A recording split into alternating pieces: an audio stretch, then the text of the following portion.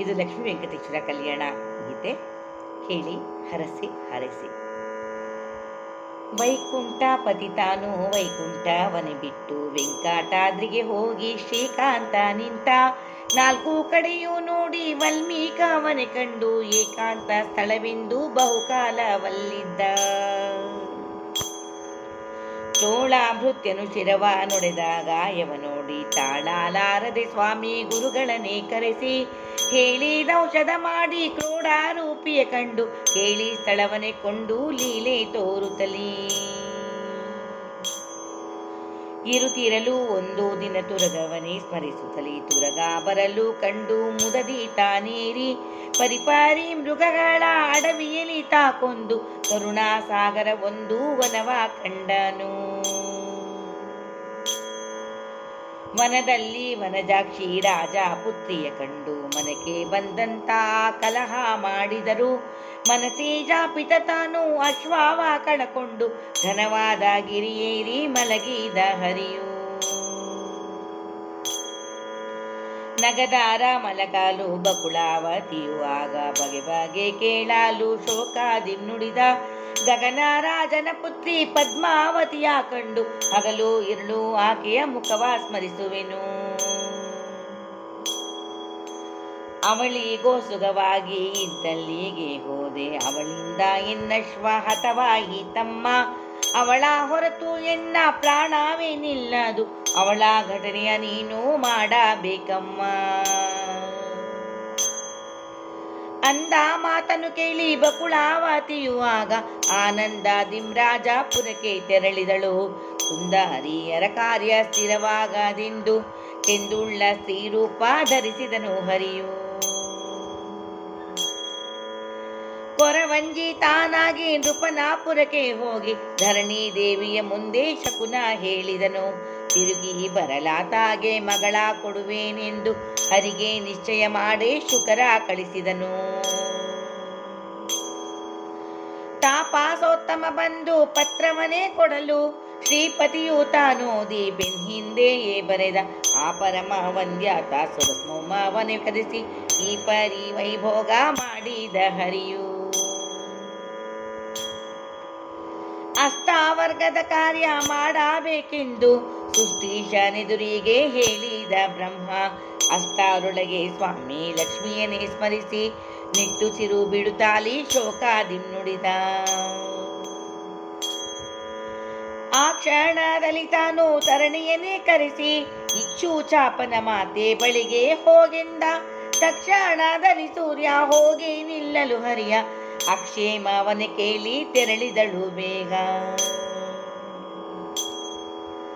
ಬಂದ ಸತಿಯಳ ಕೋಡಿ ಮಂದಿರಕ್ಕೆ ಹೋಗಿ ಹಿಂದೆ ಹೇಳಿದ ವಾಕ್ಯ ನಡೆಸಿಂದ ಹರಿಯು. ಸಂದೇಹವಿಲ್ಲದೆ ಸ್ವಾಮಿ ನಡೆಸೆಂದು ಇಂದಿರಾ ದೇವಿಯು ನುಡಿದಳು ಹರಿಗೆ. ಸ್ವಸ್ತಿ ವಾಚನ ಮಾಡಿ ಕುಲದೇವರನ್ನಿಟ್ಟು ಪ್ರಸ್ತಾವ ಮಾಡಿದ ದ್ವಿಜರ ಸೋಮಕ್ಕೆ. ಅಷ್ಟಾದ್ರಿಗೆ ಸೂರ್ಯ ಹೋಗಿ ನಿಲ್ಲಲು ಆಗ ಸ್ವಸ್ಥ ಚಿತ್ತದ ಲಕ್ಷ್ಮೀ ಸಹಿತ ಮಲಗಿದರು. ಮರುದಿನ ಲಕ್ಷ್ಮೀಶ ರಾಜಾನಾಪುರಕ್ಕೆ ಸುರಸ್ತೋಮವನೆ ಕೂಡಿ ತೆರಳಿ ಬಂದ. ಬರುವ ಕೃಷ್ಣನ ಕಂಡು ಶುಕಮುನಿ ಸಂಸ್ತುತಿಸಿ ಹರಿಗೆ ಭೋಜನವನ್ನು ಮುದದಿ ಮಾಡಿಸಿದ. ಅಕಳಂಕ ಮಹಿಮನು ಬಂದ ವಾರ್ತೆಯ ಕೇಳಿ ಸಕಲ ಜನರು ಕೂಡಿ ಕರೆಯೇ ರಾಜ. ನಿಖಿಲ ಪರಿವಾರವನು ತಾವೋಮ ಜನರಿಗೆ ಶೀಘ್ರನು ಹರುಷಾದಿಂ ಪರಿಚಯ ಮಾಡಿಸಿದ. ಮುದದಿಂದ ಎದುರುಗೊಂಡು ಪರಿಮಳ ವಾಪೂಸಿ ಸದಮಾಲ ಹೃದಯನ ಕರೆತಂದರು ಮನೆಗೆ. ಪದುಮಾನಾಭನ್ನ ಪೀಠದಲ್ಲಿ ಕುಳ್ಳಿರಿಸಿ ಮಧುರ ಮಾತಲಿ ತನ್ನ ತರುಣಿ ಒಡಗೂಡಿ. ಹೇಮ ಕುಂಭಗಳಿಂದ ದ್ವಿಜರ ಕೈಯೋಳು ಸ್ವಾಮಿ ಪುಷ್ಕರಣಿಯ ತೋಮವನೆ ತರಿಸಿ. ಹೇಮ ತಟ್ಟೆಯಲ್ಲಿ ಸ್ವಾಮಿ ಪಾದವನಿಟ್ಟು ಪ್ರೇಮದಿಂದ ಅಭಿಷೇಕ ಮಾಡಿದನು ರಾಜ. ಚಿನ್ನದ ಕಿರೀಟ ಆಭರಣವನ್ನಿಟ್ಟು ಕನ್ಯಾದಾನವ ಮಾಡಿ ಧನ್ಯನಾದ. ತನ್ನ ಮಗಳನ್ನೇ ಶ್ರೀನಿವಾಸಗೆ ಒಪ್ಪಿಸಿ ಉನ್ನತ ಪದವಿಯಂ ಚೆನ್ನಾಗಿ ಪಡೆದ. ಮಾವನಪ್ಪಣೆಗೊಂಡು ಮೈದಾಗ ವಸ್ತ್ರವ ಕೊಟ್ಟು ಭಾವ ಶುದ್ಧರಿ ತನ್ನ ಮಾವ ಗೊಂದಿಸಿದ. ಯಾವಾಗ ಕರೆದರೂ ಬರುವೇನು ನಾನೆಂದು ಪಾವನ್ನ ಮಾಡೆಂದು ಧರಣಿ ಗೊಂದಿಸಿದ. ಅಷ್ಟಾಗೋಪುರ ಏರಿ ಕಣ್ಣಿಟ್ಟು ನೋಡುತ್ತಲೇ ಎಷ್ಟು ಹೇಳಲಿ ಏಕೆ ಸಂಕೂತ ಫಲವೆಂದು. ಅಜರುದ್ರ ಮೊದಲಾದ ಸುರರು ದ್ವಿಜರೆಲ್ಲ ಸುಜನಾರಂದಣವೇರಿ ಪುರಕ್ಕೆ ತಾಗಿದರು.